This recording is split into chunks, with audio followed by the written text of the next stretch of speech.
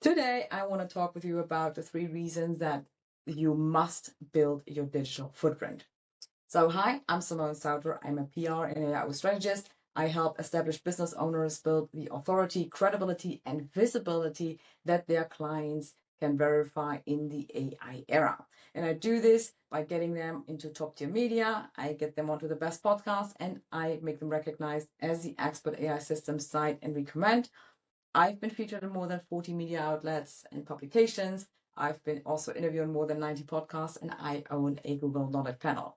Now that the trust building part is aside, let's dive into the topic.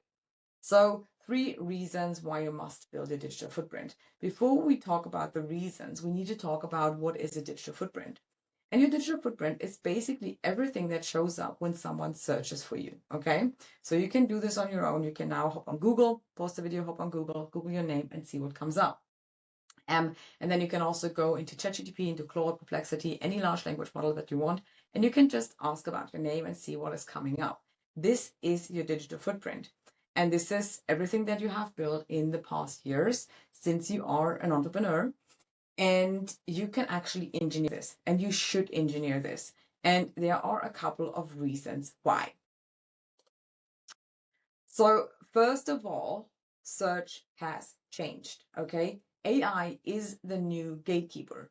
People move away from Google to AI, and you probably also already feel this when you do your own research, right? So, by now, there are 94% of B2B business owners are searching for experts in AI before they're actually making contact, right? So they make a list of people they would like to work with, and they do this in AI. And 50%, more than 50% of consumers do this as well. Okay. So these are the newest numbers from McKinsey 2026. So, and how it works is basically, and this is something that you need to understand, AI reads content differently than we do as humans. Okay. So if somebody searches or asks, for an expert in AI, like let's say someone asks, hey, I'm looking for an expert who can help me to get through my divorce, for example. So I used to work as a breakup and divorce coach. If you don't know, now you know. This is why I use it as an example. And then what AI does is it scans the internet, right? It looks at the Google Knowledge Graph. Now, the Google Knowledge Graph is basically the database, the backend database of Google, that's the place that you need to train, okay, that you need to teach who you are. So an AI is searching for specific trust signals, okay? And those trust signals are podcast interviews, for example, media features, your about page on the website. Is there a schema markup? Are there links that pinpoint to the website? Do you have a Google Knowledge panel?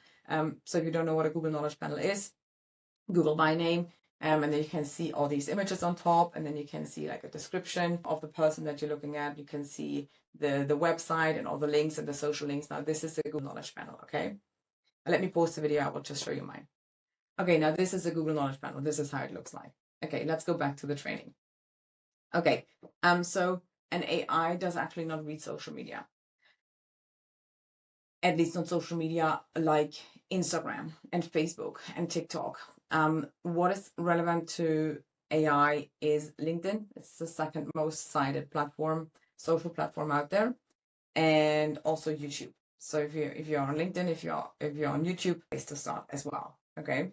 Um, but this is the first reason, right? So search changed, AI is a new gatekeeper, and this is why you actually need to engineer your digital footprint with these third-party trust signals so that AI can actually, recommend you as an expert. Because if you don't build these trust signals, then AI can actually not find you. And as a takeaway, if you say that you're great, that is advertising. But if someone else says you're great, this is PR. And it always has been like that. But now in times of AI, PR even became more important because this is what AI listens to, because it needs to have some point of reference, right? So everybody can say anything about themselves, and AI needs to have some data points that it can read to verify that this is true. And AI uses third party endorsements and backlinks to actually do that. Now, the second reason is that we are in a trust recession, right? The only proof that there is third-party validation. So, as I said, anybody can say anything about themselves, but also anybody can pretend to be an expert about anything. And why? Because AI gave us the opportunity, right? So you can now fully use AI to create a video avatar, to create content, to, create anything that you want and pretend to be someone that you are not. And we are only in the beginning, but people already know. And this is only getting worse. Okay. So we need to work harder to build trust. But there are a couple of things that nobody can fake, right? You cannot fake podcast interviews. You cannot fake media interviews, media features, media appearances, and you also cannot fake a Google Knowledge Panel because you have to be a real expert, right? You cannot get on a podcast interview with your video avatar, right? You have to show up. You have to have a real conversation. You cannot get into the media if you're not an expert because they actually look at who you are. They Google your name, they do their research. And if you don't have a website that is trustworthy or like some sort of digital footprint that they can verify you as an expert, then you will not, get on there. So you need to build this up, okay? And then certainly a Google Knowledge Panel is something that you cannot fake because this is something that you only get if Google actually recognizes you as an expert. But again, everything that I'm sharing here is something that you can engineer. So the content alone doesn't prove your expertise anymore. This is how it used to be, right? So you could go on, like before AI, you needed to know what you're talking about. You needed to get the content out of your head, out of your own brain, right? And now you can just create it with AI. And this is why we need third-party endorsements. And then the third reason is that social media is rented land and you basically scream in the void there, right? And you're not really building something. And even if you build something, then it can be taken away at any given moment. When the algorithm changes, when Instagram, Facebook, Meta, whoever decides to take down your account for whatever reason, happened to multiple people on LinkedIn that I know, for example. So social media is rented land, and you don't really build anything on there. And if you do, then it's risky. But also your digital footprint compounds, right? And you can see this very nicely in this graphic, right? So on social media, you put out content every single day, right? And multiple pieces of content, and it's so hard to get attention there because it's crowded and it's overcrowded. Also because we have AI. Also because now people who did not create content before AI are now creating content because it's so easy, right? And with what I do with my clients is we engineer your digital footprint, and this compounds over time, right? And you can see this nicely with these bars because you would start with a website, for example. You make the website AI readable, then you create content for the website. I'm not saying you have to reinvent the wheel. For example, if you already are on Substack, you take the content and you put it on the website. You just need to make it AI readable, okay? And you can do this with apps that I created, for example. And or if you have a YouTube, right, then you can get the transcript of the video and add it on the website, make the blog post AI readable. So, but that's the place where you start, right? You streamline your website and then you put on content there. And then you start reaching out to podcasters, right? So you build your digital presence, your digital footprint with podcast interviews.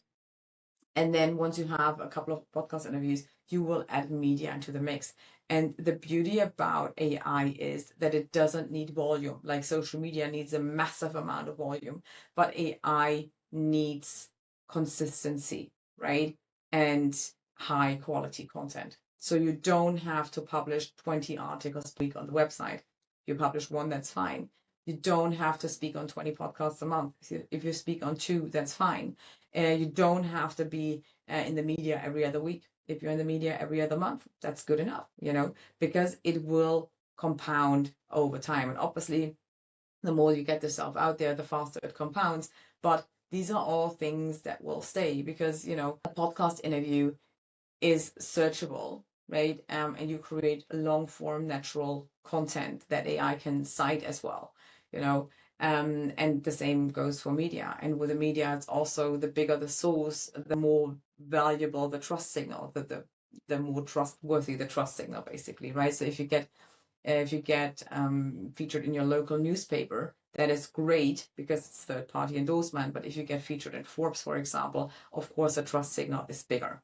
Okay, now these are the reasons why you should engineer your digital footprint, and you should do it sooner than later.